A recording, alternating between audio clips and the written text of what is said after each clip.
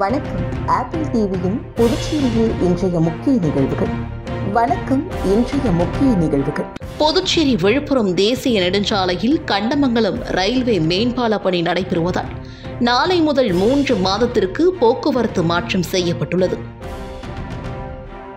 புதுச்சேரியில் மார்ச் 1ஆம் தேதி +2 பொதுத் தேர்வு துவங்குகிறது. பொதுத் தேர்வு எழுதும் மாணவர்களுக்கு முதலமைச்சர் ரங்கசாமி வாழ்த்து. போதை ஸ்டாம்ப் விற்பனை செய்த வழக்கில் கேரள வாலிபரை கைது செய்த புதுச்சேரி காவல்துறையினர். இனி விரிவான இன்றைய நிகழ்வுகளின் தொகுப்பு.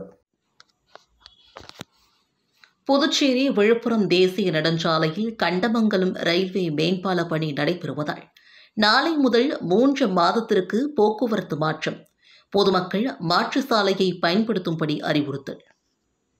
புதுச்சேரி விழுப்புரம் தேசிய நெடுஞ்சாலையில் கண்டமங்கலம் ரயில்வே மேம்பால பணி நடைபெறுவதால் நாளை முதல் 3 மாதத்திற்கு போக்குவரத்து மாற்றம். பொதுமக்கள் மாற்று சாலையை பயன்படுத்தும்படி அறிவுறுத்தல். விழுப்புரம் முதல் நாகப்பட்டினம் வரை 4 வழி சாலை அமைக்கும் பணி கடந்த ஓராண்டாக நடைபெற்று வருகிறது. நகர்ப்புறம், கிராமப்புறம் மற்றும் ரயில்வே பாதை உள்ள பகுதிகளில் மேம்பாலை அமைக்கும் பணி துரிதமாக நடைபெற்று வருகிறது. இந்நிலையில் புதுச்சேரி விழுப்புரம் பைபாஸ் சாலையில் கண்டமங்கலம் பகுதியில் சாலையின் குறுக்கே ரயில் பாதை அமைந்துள்ளது. அப்பகுதியில் தற்போது மேம்பாலம் அமைக்கும் பணி நடைபெற்று வருவதால் நாளை முதல் 3 மாதத்திற்கு போக்குவரத்து மாற்றம் செய்யப்பட்டுள்ளன. பொதுமக்கள் மாற்று சாலையை பயன்படுத்தும்படி துணை ஆட்சியர் பொதுமக்கள் மாற்று சாலையை பயன்படுத்தும்படி சோமசேகர் அப்பாராவ் கொட்டாறு அறிவுறுத்தியுள்ளார். புதுச்சேரியிலிருந்து விழுப்புரம் செல்லக்கூடிய வாகனங்கள் கீழூர், மிட்டா, மண்டகப்பட்டு, பள்ளி, புதுப்பட்டு, பள்ளி நேலியனூர், திருபுவனைப்பாளையம், திருபுவனை வழியாக விழுப்புரம் செல்ல வேண்டும். அதேபோல விழுப்புரத்திலிருந்து புதுச்சேரிக்கு வரக்கூடிய பேருந்துகள் மற்றும் வாகனங்கள் மதகடிப்பட்டு பகுதியிலிருந்து கலித்தீர்த்தால்குப்பம், குச்சிப்பாளையம், வாதானூர், செல்லிப்பட்டு, பத்துக்கண்ணு, வில்லியனூர் வழியாக புதுச்சேரிக்கு செல்ல வேண்டும் என்று துணை ஆட்சியர் சோமசேகர் அப்பாராவ் கொட்டார அவர்கள் காவல் கண்காணிப்பாளர் மோகன்குமார் அவர்களிடம் பத்திரிகையாளர் சந்திப்பில் தெரிவித்தனர். பத்திரிகையாளர் சந்திப்பின் பொழுது வில்லியனூர் வட்டாட்சியர் சேகர், தேசிய நெடுஞ்சாலை பொதுப்பணித்துறை நிர்வாக பொறியாளர் பாலசுப்ரமணியன் மற்றும் இந்திய தேசிய நெடுஞ்சாலை ஆணையத்தின் அதிகாரிகள், வில்லியனூர் போக்குவரத்து காவல் ஆய்வாளர் செந்தில் கணேஷ் ஆகியோர் உடனிருந்தனர்.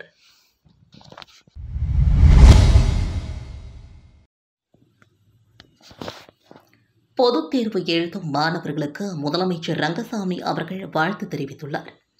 முதல்வர் ரங்கசாமி வெளியிட்டுள்ள வாழ்த்து செய்தியில், பொதுத் தேர்வை எழுதவுள்ள மாணவர்கள் அனைவருக்கும் எனது வாழ்த்துக்களை தெரிவித்துக் கொள்கிறேன். உங்கள் திறமைகள் எத்தகையது என்பதை வெளிப்படுத்தி அடுத்த கட்ட நகர்வை நோக்கி அழைத்து செல்ல உதவுபவை தேர்வுகள். தேர்வை கண்டு அச்சம் கொள்ளாதீர்கள். பதற்றம் வரும்பொழுது மறதி வருவது இயல்பானது. எனவே பதற்றமின்றி உங்கள் மனநிலையை இயல்பாக வைத்துக் கொள்ள வேண்டும். தேவையற்ற மன பதற்றம் குறையும் பொழுது படித்ததெல்லாம் நினைவுக்கு வரும். தேர்வை சிறப்பாக எழுத முடியும். உங்களை நீங்களே வெற்றி காண்பதற்கு உதவும் தேர்வை தைரியம், தன்னம்பிக்கை, உற்சாகத்தோடு எதிர்கொள்ளுங்கள். உங்கள் வெற்றிக்கு எனது வாழ்த்துக்களை தெரிவித்துக் கொள்கிறேன் என்றும் குறிப்பிடப்பட்டிருக்கிறது. ரெஸ்டோ பார்களில் போதை ஸ்டாம்ப் விற்பனை செய்த வழக்கில் கேரள வாலிபரை போலீசார் கைது செய்து ரூபாய் 5 லட்சம் மதிப்புள்ள 100 போதை ஸ்டாம்புகளை பறிமுதல் செய்தனர். புதுச்சேரியில் கடந்த சில தினங்களுக்கு முன்பு போதை ஸ்டாம்ப் விற்பனையில் ஈடுபட்ட மருத்துவ மாணவர்கள் உட்பட 3 பேரை போலீசார் கைது செய்தனர். மூவருக்கும் போதை ஸ்டாம்ப் சப்ளை செய்த கேரளாவை சார்ந்த நபரை பிடிக்க சிறப்பு அதிரடிப்படை போலீசார் சென்னை விரைந்தனர். சென்னை கூடுமாஞ்சேரி பகுதியில் தங்கி தொலைதூர கல்வி மூலமாக BBA படித்து வந்த கேரள திருச்சூர் ஆழிக்கொடி பகுதியை சார்ந்த அசின் 22 என்பவரை போலீசார் கைது செய்தனர். அவரிடமிருந்து ரூபாய் 5 லட்சம் மதிப்புள்ள 100 போதை ஸ்டாம்புகளை பறிமுதல் செய்தனர். அவர் நீதிமன்றத்தில் ஆஜர்படுத்தப்பட்டு காலாப்பட்டு மத்திய சிறையிலும் அடைத்தனர். அசின் கர்நாடக மாநிலம் பெங்களூரை சார்ந்த நபரிடமிருந்து போதை ஸ்டாம்புகளை மொத்தமாக வாங்கி தமிழகம், புதுச்சேரியில் விற்பனை செய்து வந்துள்ளார். தலைமறைவாக உள்ள பெங்களூரு ஆசாமியை கைது செய்யும் நடவடிக்கையில் போலீசார் ஈடுபட்டுள்ளனர்.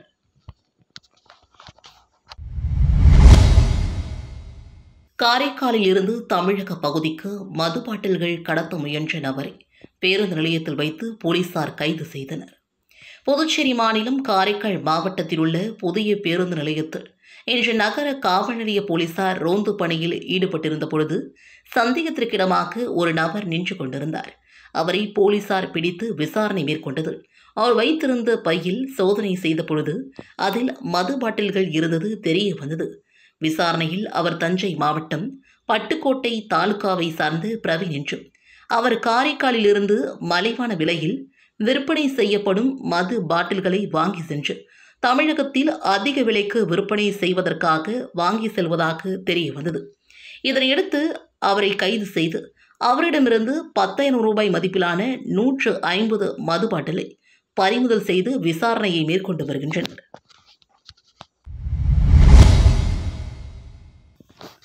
புதுச்சேரி காரைக்காலில் +2 பொதுத் தேர்வை 14,229 மாணவர்களும் 10ஆம் வகுப்பு தேர்வை 15,090 மாணவர்களும் எழுதுகின்றனர். தமிழகம் மற்றும் புதுச்சேரியில் மார்ச் 1ஆம் தேதி +2 பொதுத் தேர்வு துவங்குகிறது. இதில் புதுச்சேரியில் 5,758 மாணவர்கள், 6,236 மாணவிகள் என மொத்தமாக 11,994 பேர் தேர்வு எழுதுகின்றனர். இதற்காக புதுச்சேரியில் 31 தேர்வு மையங்கள் அமைக்கப்பட்டுள்ளது. காரைக்காலில் ஆண்கள் 945 மாணவர்களும் 1,290 மாணவிகள் என மொத்தமாக 2,235 மாணவர்கள் தேர்வு எழுதுகின்றனர். இதற்காக 9 தேர்வு மையங்கள் ஏற்பாடு செய்யப்பட்டுள்ளது. மாகேயில் 397 மாணவர்கள், 337 மாணவிகள் 6 தேர்வு மையங்களில் தேர்வு எழுதுகின்றனர். ஏனாமில் 393 மாணவ மாணவிகள் 3 மையங்களில் தேர்வு எழுத உள்ளனர். இதனைத் தொடர்ந்து மார்ச் 4ஆம் தேதி +1 பொதுத் தேர்வு நடக்கிறது. இதில் புதுச்சேரியில் 31 தேர்வு மையத்தில் 6,988 மாணவ மாணவிகள், காரைக்காலில் 9 தேர்வு மையங்களில் 645 மாணவ மாணவியர் தேர்வு எழுதுகின்றனர். மார்ச் 26ஆம் தேதி 10ஆம் வகுப்பு தேர்வு துவங்குகிறது. தேர்வுக்கான ஏற்பாடுகளை பள்ளி கல்வித்துறை செய்து வருகிறது. புதுச்சேரியில் கல்லூரி மாணவர்கள் மத்தியில் பெருகி வரும் போதைப் பொருட்களை கட்டுப்படுத்த மத்திய போதைப்பொருள் தடுப்பு பிரிவு சோதனை நடத்த வேண்டும் என்று அதிமுக மாநில செயலாளர் அன்பழகன் அவர்கள் வலியுறுத்தியுள்ளார். புதுச்சேரி உப்பளத்தில் உள்ள தலைமை அலுவலகத்தில் செய்தியாளர்களை சந்தித்த மாநில செயலாளர் அன்பழகன் அவர்கள் புதுச்சேரியில் கடந்த சில நாட்களுக்கு முன்பு மருத்துவக் கல்லூரி மாணவர்கள் ஸ்டாம்ப் வடிவிலான போதைப் பொருட்கள் விற்பனை செய்ததால் கைது செய்யப்பட்டுள்ள சம்பவம் புதுச்சேரிக்கு பெரும் அவமானத்தை ஏற்படுத்தியுள்ளது. புதுச்சேரியில் கல்லூரி மாணவர்கள் சுற்றுலா பயணிகளை குறிவைத்து உயர் ரக போதைப் பொருட்கள் விற்பனை செய்யப்பட்டு வருகிறது. இந்திய அளவில் உயர் ரக போதைப் பொருட்கள் விற்பனை செய்யும் கேந்திரமாக புதுச்சேரி மாறி வருகிறது.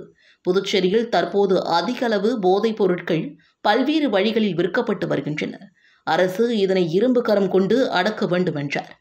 இவ்விவகாரத்தில் மத்திய போதைப்பொருள் தடுப்பு பிரிவு நேரடியாக தலையிட்டு புதுச்சேரியில் சோதனை நடத்த வேண்டும் என்று தெரிவித்த அவர், போதைப் பொருட்களை விற்பனை செய்யும் ரெஸ்டோ பார் உரிமங்களை ரத்து செய்ய வேண்டும் என்றும் அதன் உரிமையாளர்கள் மீது வழக்கு பதிவு செய்ய வேண்டும் என்றார்.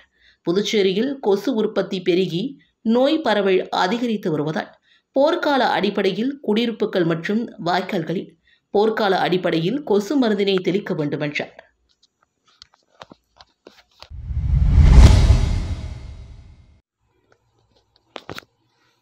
ஆரோவிலில் 57வது உதய தினத்தையொட்டி ஃபோன் ஃபயர் நிகழ்ச்சியில் திரளான வெளிநாட்டினர், உள்ளூர் வாசிகள் கலந்து கொண்டு கூட்டு தியானம் செய்தனர். விழுப்புரம் மாவட்டம் ஆரோவிலில் சர்வதேச நகரம் அமைந்துள்ளது. இந்த நகரத்தை உருவாக்க அன்னை மீரா அல்பாசா தலைமையில் 1968ஆம் ஆண்டு பிப்ரவரி 28இல் கட்டுமான பணிகள் துவங்கியது. இதனையொட்டி ஆண்டுதோறும் ஆரோவிலில் உதய தினம் ஆரோவில் முழுவதும் கொண்டாடப்பட்டு வருகிறது. ஆரோவிலில் 57ஆம் ஆண்டு உதய தினத்தை முன்னிட்டு அதிகாலை ஆரோவிலில் ஆம்பி தியேட்டரில் வளாகத்தில் ஃபோன் ஃபயருடன் கூட்டு தியானம் நடைபெற்றது. இதில் 1000க்கும் மேற்பட்ட வெளிநாட்டினர் மற்றும் உள்ளூர் வாசிகள் கலந்து கொண்டு உலக அமைதி வேண்டி கூட்டு தியானத்தில் ஈடுபட்டனர். தீப்பிழம்பின் ஒளியில் மந்திரம் தங்க நிறத்தில் ஜொலித்ததை பார்வையாளர்கள் கண்டு ரசித்தனர். மேலும் ஆரோவில் முழுவதும் இன்று உள்ளூர் விடுமுறை அளிக்கப்பட்டுள்ளது.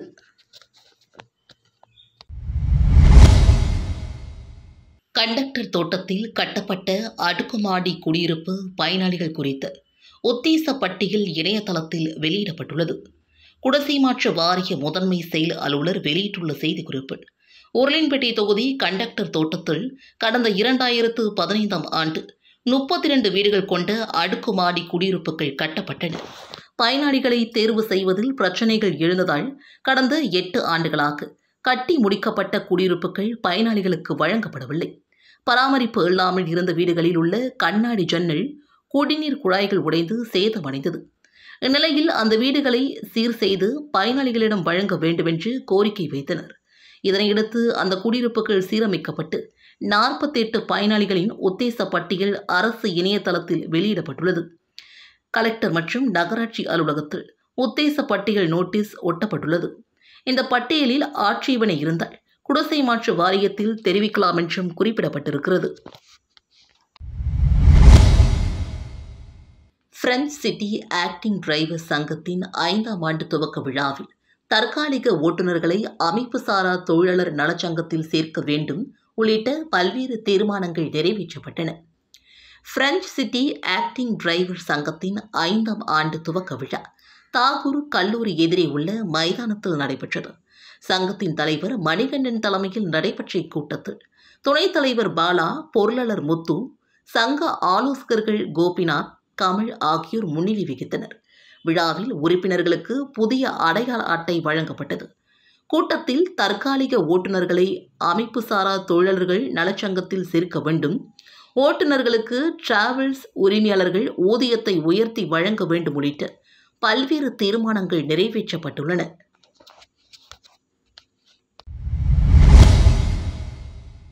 மாவட்ட ஆட்சியர் குலோத்துங்கன் தலைமையில் நடைபெற்ற நார்கோ ஒருங்கிணைப்பு குழுவின் கூட்டத்தில் போதைப் பொருட்கள் புழக்கம், கடத்தல் மற்றும் விற்பனையை தீவிரமாக கண்காணித்து தடுப்பது உட்பட பல்வேறு ஆலோசனைகள் செய்யப்பட்டது. நார்கோ ஒருங்கிணைப்பு குழுவின் 4வது கூட்டம் புதுச்சேரி மாவட்ட ஆட்சியர் குலோத்துங்கன் தலைமையில் மாவட்ட ஆட்சியர் அலுவலக கருத்தரங்கு கூடத்தில் நடைபெற்றது. முதுநிலை காவல் கண்காணிப்பாளர் சுவாதி சிங், மாவட்ட துணை ஆட்சியர் சோமசேகர் அப்பாராவ், உதவி ஆட்சியர் சம்மெக் ஜெயின், மாவட்ட துணை ஆட்சியர் வினயராஜ் மற்றும் கல்வித்துறை, நலவழித்துறை, சமூக நலத்துறை, வனத்துறை, துறைமுகத்துறை, கடலோர காவல்படை, வேளாண் துறை, சுற்றுலாத்துறை உள்ளிட்ட பல்வேறு துறைகளின் தலைவர்கள் மற்றும் அதிகாரிகள் இக்கூட்டத்தில் கலந்து கொண்டனர். இக்கூட்டத்தில் 3வது மாவட்ட அளவிலான நார்கோட் குழு கூட்டத்தில் எடுக்கப்பட்ட முடிவின் மீதான நடவடிக்கைகள் குறித்து மதிப்பாய்வு செய்யப்பட்டது. போதைப் பொருட்கள் புழக்கம், கடத்தல் மற்றும் விற்பனையை தீவிரமாக கண்காணித்து தடுத்தல், போதைப் பொருட்களுக்கு எதிரான விழிப்புணர்வை ஊக்குவித்தல், பள்ளிகள் மற்றும் கல்லூரிகளில் விழிப்புணர்வு நிகழ்ச்சிகளை நடத்துதல், மாணவர்களிடையே விளையாட்டை ஊக்குவித்தல், போதைப் பொருள் கண்டறிதலுக்கான உபகரணங்களின் தேவைகளை மதிப்பீடு செய்தல் மற்றும் மாவட்டத்தில் போதைப் பொருள் ஒழிப்பு மற்றும் மறுவாழ்வு மையங்களின் மேற்பார்வையிடுதல் ஆகியவை குறித்து இக்கூட்டத்தில் ஆலோசனை செய்யப்பட்டது. காரைக்கால் புத்துறையில் அமையவுள்ள கழிவுநீர் சுத்திகரிப்பு ஆலையை வேறு இடத்திற்கு வலியுறுத்தி மனிதநேய மக்கள் கட்சியின் சார்பில் முற்றுகை போராட்டம் நடைபெற்றது. காரைக்கால் மாவட்டம் புத்துறை பகுதியில் ரூபாய் 43 கோடி செலவில் கழிவுநீர் சுத்திகரிப்பு ஆலை அமைப்பதற்கு தொடர்ந்து அப்பகுதி மக்கள் மற்றும் பல்வேறு அரசியல் கட்சியினர் எதிர்ப்பு தெரிவித்து வருகின்றனர். இந்நிலையில் மனிதநேய மக்கள் கட்சியின் சார்பில் கழிவுநீர் சுத்திகரிப்பு ஆலை அமைவதற்கு எதிர்ப்பு தெரிவித்தும் கழிவுநீர் சுத்திகரிப்பு ஆலையை வேறு இடத்திற்கு மாற்ற வலியுறுத்தியும் முற்றுகை போராட்டம் நடைபெற்றது. புத்துறை பாலத்திலிருந்து பேரணியாக சென்ற மனிதநேய மக்கள் கட்சியினர் மத்திய அரசிற்கும் கண்டன முழக்கங்களை எழுப்பி கழிவுநீர் சுத்திகரிப்பு ஆலை அமைய உள்ள இடத்திற்கு சென்று கண்டன முழக்கங்களை எழுப்பி முற்றுகை போராட்டத்தில் ஈடுபட்டனர். மனிதநேய மக்கள் கட்சியின் மாவட்ட செயலாளர் ராஜா முகமது தலைமையில் நடைபெற்ற முற்றுகை போராட்டத்தில் 100க்கும் மேற்பட்டோர் கலந்து கொண்டு காவல்துறையினர் அமைத்திருந்த தடுப்புகளை மீறி போராட்டக்காரர்கள் உள்ளே நுழைய முயன்றதால் போலீசாருக்கும் போராட்டக்காரர்களுக்கும் இடையே சிறிது தள்ளுமுள்ளு ஏற்பட்டது. முற்றுகை போராட்டம் காரணமாக பூத்துறை சாலை 1 மணி நேரம் முடக்கப்பட்டதால் அங்கு பரபரப்பு நிலவியது.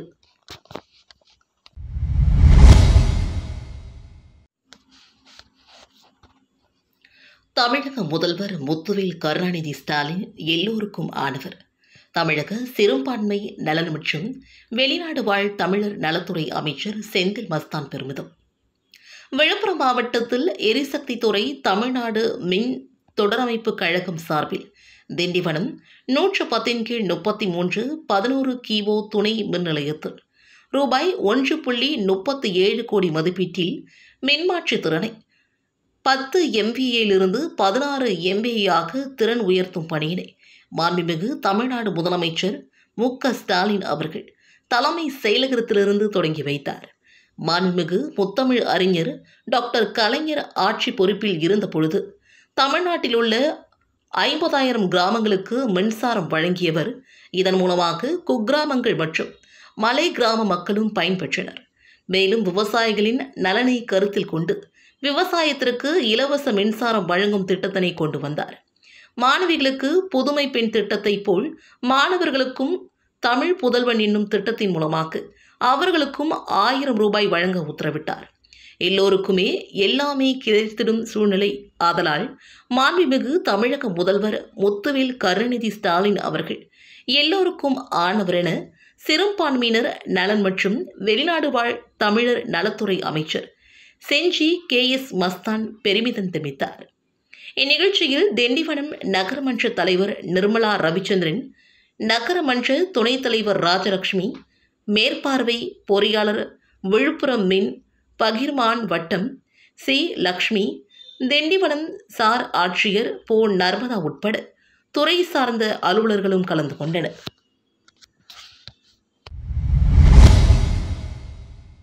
புதுச்சேரி கடற்கரை கட்டண கழிப்பிடம் டிஜிட்டலுக்கு மாறி QR கோட் மூலமாக கட்டணம் வசூலிக்கப்படுகிறது. புதுச்சேரி கடற்கரைக்கு வரும் சுற்றுலா பயணிகள் வசதிக்காக பழைய சாராய ஆலை அருகே நகராட்சி கட்டண கழிப்பிடம் உள்ளது. ரூபாய் 5 மற்றும் ரூபாய் 10 கட்டணம் நிர்ணயிக்கப்பட்டுள்ளது. இங்கு கூடுதல் கட்டணம் வசூலிப்பதாக குற்றச்சாட்டு உள்ளது. இந்நிலையில் கழிப்பிடம் வருவோரிடம் ரூபாய் 5, ரூபாய் 10 சில்லறை பெறும் பிரச்சனையாக உள்ளது. சுற்றுலா பயணிகள் பெரும்பாலும் ஜிபே, பேடிஎம் உள்ளிட்ட டிஜிட்டல் முறையில் பண பரிமாற்றம் செய்கின்றனர். இதனால் பழைய சாராய ஆலை எதிரிலுள்ள கட்டண கழிப்பறையில் டிஜிட்டல் முறையில் கட்டணம் வசூலிக்கும் QR கோட் வைக்கப்பட்டுள்ளது. கழிப்பறை பயன்படுத்தும் சுற்றுலா பயணிகள் QR கோட் ஸ்கேன் செய்து கட்டணத்தை செலுத்துகின்றனர்.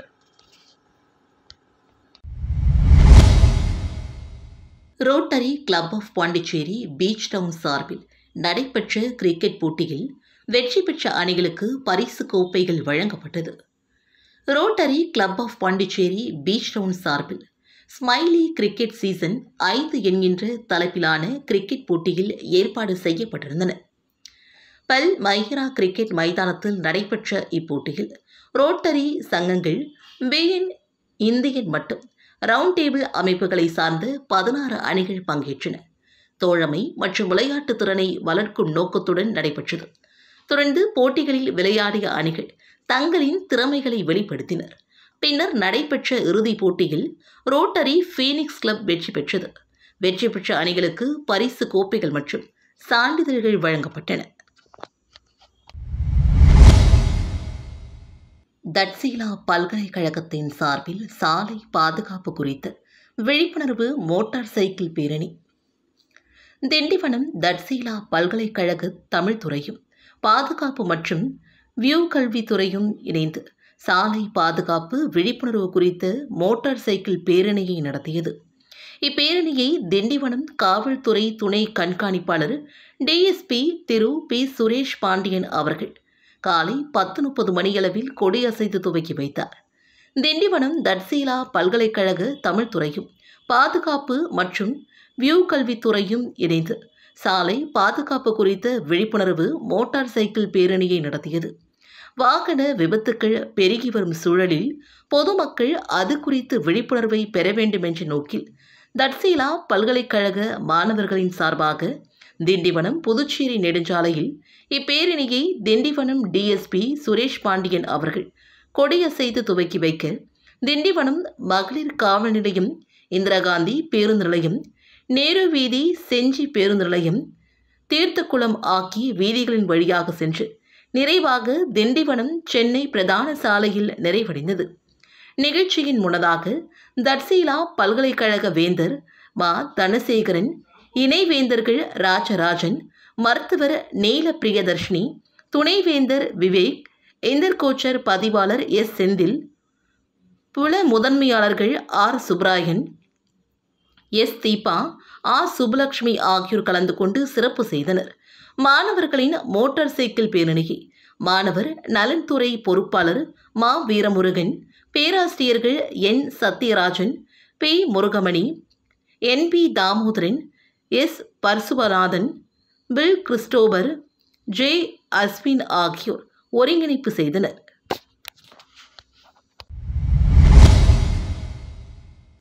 புதுச்சேரி அரசு ஆதி திராவிடர் நலத்துறையில் பணிபுரியும் 9 தினக்கூலி ஊழியர்களுக்கு பணி நிரந்தர ஆணையை முதல்வர் ரங்கசாமி அவர்கள் வழங்கினார்.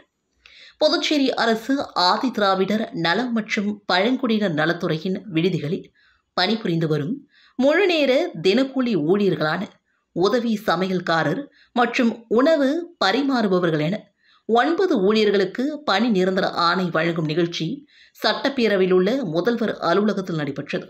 இதில் முதலமைச்சர் ரங்கசாமி அவர்கள் தலைமை தாங்கி ஊழியர்களுக்கு பணி நியமன ஆணையை வழங்கினார். இந்நிகழ்ச்சியில் சட்டப்பேரவைத் தலைவர் செல்வம், துறை செயலர் கேசவன், துறை இயக்குநர் இளங்கோவன் மற்றும் துறையின் கண்காணிப்பாளர் கதிரவன் ஆகியோர் உடனிருந்தனர். புதுச்சேரி தேவனூர் ஸ்ரீ லட்சுமி நாராயணா பெருமாள் தங்கத்தாமரை பீடத்தில் அமர்ந்து மின் அலங்காரத்துடன் வீதி உலா நடைபெற்றது. இதில் திரளான பக்தர்கள் கலந்து கொண்டு சுவாமி தரிசனம் செய்தனர். புதுச்சேரியில் மாசிமக கடல் தீர்த்தவாரி வெகு விமர்சையாக நடைபெற்றது. இதில் புதுவை மட்டுமல்லாமல் தமிழகத்தை சார்ந்த உற்சவ மூர்த்திகள் எழுந்தருளி பக்தர்களுக்கு அருள் பாலித்தனர். தொடர்ந்து 3 நாட்கள் புதுவையில் தங்கி திருக்கல்யாண வைபவம், ஊஞ்சல் உற்சவம் உள்ளிட்ட பல்வேறு நிகழ்வுகள் நடைபெறும். அந்த வகையில் 1000 ஆண்டு பழமை வாய்ந்த தேவனூர் ஸ்ரீ லட்சுமி நாராயண பெருமாளுக்கு விசேஷ ஸ்தாபன திருமஞ்சனம் நடைபெற்றது. தொடர்ந்து சுவாமிக்கு திருக்கல்யாண வைபவம் மற்றும் ஊஞ்சல் உற்சவம் வெகு விமர்சையாக நடைபெற்றது. இதனையடுத்து தேவனூர் ஸ்ரீ லட்சுமி நாராயண பெருமாள் புதுமண தம்பதிகளாய் தங்க தாமரை பீடத்தில் அமர்ந்து மின் அலங்காரத்துடன் சுவாமி வீதி உலா நடைபெற்றது. இதில் திரளான பக்தர்கள் கலந்து கொண்டு சுவாமி தரிசனம் செய்தனர். மேலும் நிகழ்ச்சிக்கான ஏற்பாடுகளை புதுவை மாநிலம் ஸ்ரீ பாண்டுரங்க ரகுமாரி ஆன்மீக கைகரிய சபா நிர்வாகிகள் மற்றும் அவர்களது குடும்பத்தினர் செய்திருந்தனர். தொடர்ந்து பக்தர்களுக்கு அன்னதானமும் வழங்கப்பட்டது. மாசிமக தீர்த்தவாரிக்கு வருகை புரிந்த தேவனூர் பொய்யாமொழி விநாயகருக்கு பொதுசாரத்தில் நடைபெற்ற 108 சங்காபிஷேக விழாவில் திரளான பக்தர்கள் கலந்து கொண்டு சுவாமியை வழிபட்டனர். புதுச்சேரியில் மாசிமக தீர்த்தவாரி கடந்த 24ஆம் தேதி நடைபெற்றது. மகம் முடிந்து செல்லும் தேவனூர் பொய்யாமொழி விநாயகருக்கு பொதுசாரம் நடுத்தெருவில் உள்ள சித்திபுத்தி விநாயகர் கோவிலில் தங்கியுள்ளார். இதனையடுத்து இன்று சாரம் மாசிமகம் வரவேற்பு குழு சார்பில் தேவனூர் பொய்யாமொழி விநாயகருக்கு 108 சங்காபிஷேக விழா நடைபெற்றது.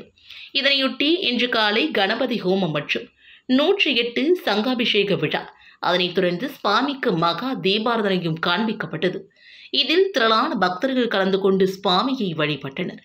இந்த விழாவிற்கான ஏற்பாடுகளை மாசிமக வரவேற்பு குழு தலைவர் ரவி, செயலாளர் கணபதி, பொருளாளர் பாஸ்கரன், துணைத் தலைவர் கோபி, ரவி உள்ளிட்ட நிர்வாகிகள் சிறப்பாக செய்திருந்தனர். மேலும் இன்று சுவாமி மின்விளக்கு அலங்காரத்தில் வீதி உலா நடைபெறவும் உள்ளது. ஸ்ரீ பச்சைமுத்து மாரியம்மன் ஆலயத்தில் மாசி மாத தீர்த்தவாரியை முன்னிட்டு நடைபெற்ற பிரம்மோற்சவத்தை ஒட்டி பக்தர்களுக்கு அன்னதானம் வழங்கப்பட்டது. மாசிமக தீர்த்தவாரியை ஒட்டி அண்ணா சாலை குமரகுரு பள்ளம் பகுதியில் உள்ள ஸ்ரீ பச்சைமுத்து மாரியம்மன் ஆலயத்தில் மாசி மாத தீர்த்தவாரியொட்டி சுவாமிக்கு சிறப்பு அபிஷேக ஆராதனைகள் நடைபெற்றது. தொடர்ந்து மகா தீபாராதனை காண்பிக்கப்பட்டது. இதில் அப்பகுதியை சார்ந்து திரளான பக்தர்கள் கலந்து கொண்டு சுவாமி தரிசனம் செய்தனர். தொடர்ந்து பொதுப்பணித்துறை அமைச்சர் லட்சுமி நாராயணனின் ஆலோசனையின்படி பக்தர்களுக்கு அன்னதானம் வழங்கப்பட்டது. இதில் என்ஆர் காங்கிரஸ் பிரமுகர்கள் விஜய், கோபி, விக்டர், தினகரன், மோகன சுந்தரம், ராதாகிருஷ்ணன், மூர்த்தி, சுந்தர், அபிமன்யு, வினோத், சதீஷ், சக்திவேல் மற்றும் விஜய், ஆனந்த் உட்பட பலரும் கலந்து கொண்டனர். அடுத்து வருவது இன்றைய தமிழ்நாட்டு நிகழ்வுகள். மகேந்திரகிரி இஸ்ரோ மையத்தில் செமி கிரையோஜெனிக் என்ஜின் சோதனை கூடம் பிரதமர் நரேந்திர மோடி நாட்டிற்கு அர்ப்பணித்தார். திருநெல்வேலி மாவட்டம் மகேந்திரகிரியில் உள்ள இஸ்ரோ திரவ இயக்க உந்தம வளாகத்தில் ஒருங்கிணைந்த செமி கிரையோஜெனிக் என்ஜின் சோதனை கூடம் ரூபாய் 800 கோடி மதிப்பில் அமைக்கப்பட்டிருக்கிறது. இதை திருவனந்தபுரம் விக்ரம் சாராபாய் விண்வெளி ஆய்வு மையத்தில் நேற்று நடைபெற்ற விழாவில் பிரதமர் நரேந்திர மோடி அவர்கள் நாட்டிற்கு அர்ப்பணித்தார். இஸ்ரோ மகேந்திரகிரி மையத்தில் கிரையோஜெனிக் இயந்திரங்கள் பல்வேறு கட்டங்களாக சோதனைக்கு உட்படுத்தப்படுகின்றன. இந்த சோதனைக்கு பின்னரே ஸ்ரீஹரிகோட்டாவில் உள்ள ராக்கெட் ஏவுதளத்திற்கு இவை கொண்டு செல்லப்படுகின்றன. விண்ணில் செலுத்தப்படும் செயற்கைக்கோள்களின் எடையை அதிகரிக்கும் வகையிலும் கிரையோஜெனிக் இயந்திரங்களின் திறனை அதிகரிக்கும் வகையிலும் பல்வேறு ஆய்வுகளை இஸ்ரோ விஞ்ஞானிகள் மேற்கொண்டு வருகின்றனர். இந்நிலையில் திரவ ஆக்சிஜன் மற்றும் ராக்கெட்டில் பயன்படுத்தும் தரமுள்ள மண்ணெண்ணெயை ஒருங்கிணைத்து பயன்படுத்தும் வகையிலான 200 டன் எடையுள்ள செமி கிரையோஜெனிக் என்ஜினை திருவனந்தபுரம் அருகே வலையமாலாவில் உள்ள இஸ்ரோ திரவ இயக்க உந்தும வளாகத்தில் விஞ்ஞானிகள் உருவாக்கியிருக்கிறார்கள். இந்த என்ஜினை பரிசோதிக்கும் சோதனை கூடம் மகேந்திரகிரி இஸ்ரோ மையத்தில் ரூபாய் 800 கோடியில் உருவாக்கப்பட்டுள்ளது. இந்த பரிசோதனை கூடத்தை பிரதமர் மோடி அவர்கள் தொடங்கி வைத்தார். இது தொடர்பாக வெளியமாலா இஸ்ரோ திரவ இயக்க உந்தும வளாக இயக்குனர் முனைவர் வி. நாராயணன் இந்து தமிழிசை நாளிதழிடம் கூறியதாவது: செமி கிரையோஜெனிக் என்ஜின் 200 என்பது 2 MN thrust class liquid rocket engine ஆகும்.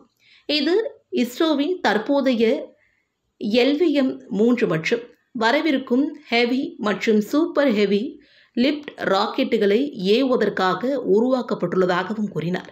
திரவ ஆக்சிஜன் மற்றும் ராக்கெட்டில் பயன்படுத்தும் தரமுள்ள மண்ணெண்ணெய் ஆகியவற்றை இதற்காக பயன்படுத்துகிறோம். இதனால் ராக்கெட்டின் திறன் அதிகரிக்கும். இது இஸ்ரோவின் அடுத்த கட்ட வளர்ச்சியாகும். இவ்வாறாக அவர் கூறினார்.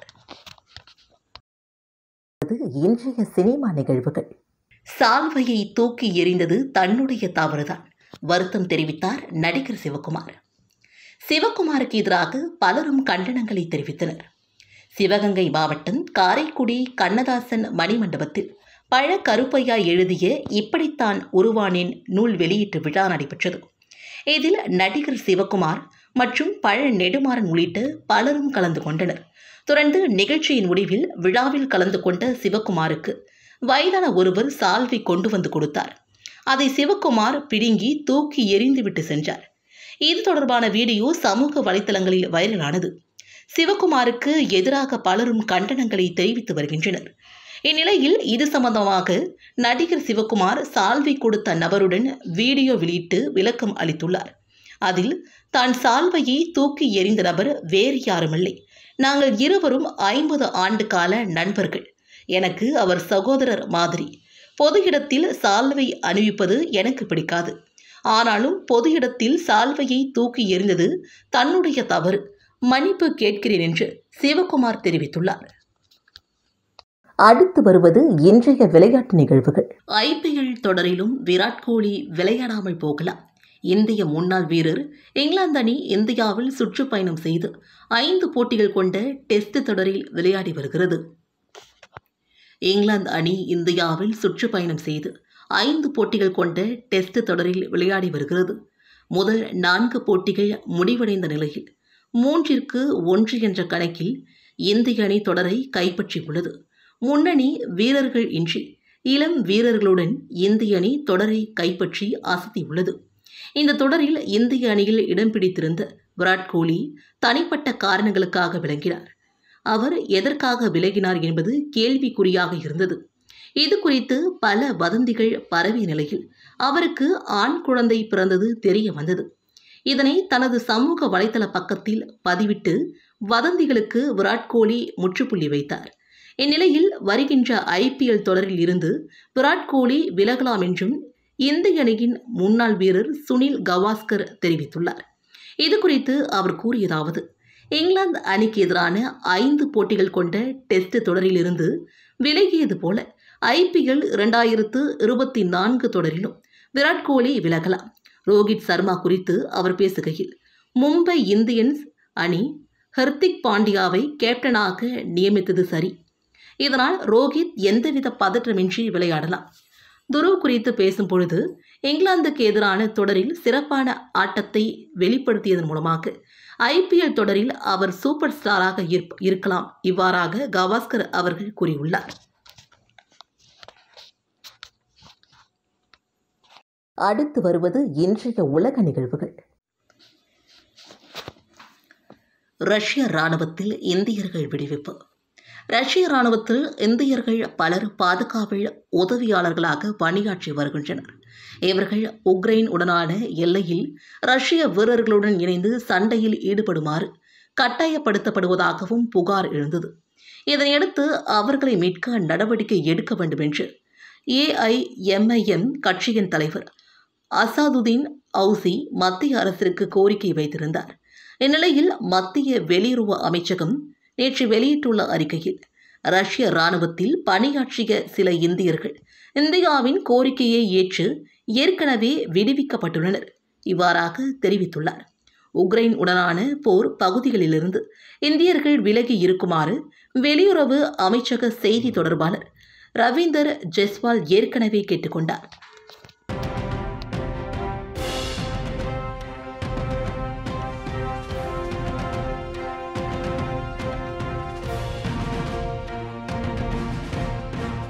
வணக்கம்.